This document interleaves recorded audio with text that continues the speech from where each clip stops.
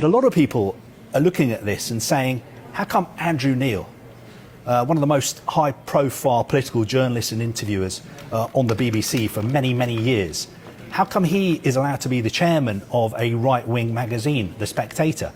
How come he is allowed to express political opinions on Twitter as much as he wants? How come the chairman of the BBC, Richard Sharp, the chairman, is somebody who donated £400,000 to the Conservative Party, someone who has helped arrange an £800,000 loan for the former Prime Minister, Boris Johnson?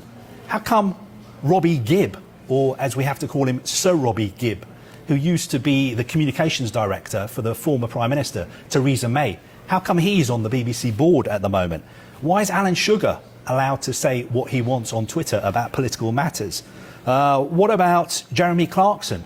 He's got a column in The Sun, he's got a column in the Sunday Times, he was on the BBC, he frequently expressed political opinions which many people think are extreme on social media. And why is the Director General of the BBC, Tim Davie, the Director General?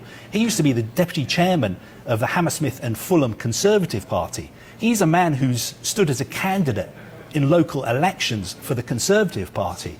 So why is all this allowed, yet Gary Lineker is not allowed to make a fairly innocuous comment which many, many people would agree with about a policy that has been condemned by the United Nations and also by many human rights groups? And this is the same Gary Lineker who's been allowed on the BBC to criticise the human rights record of Qatar.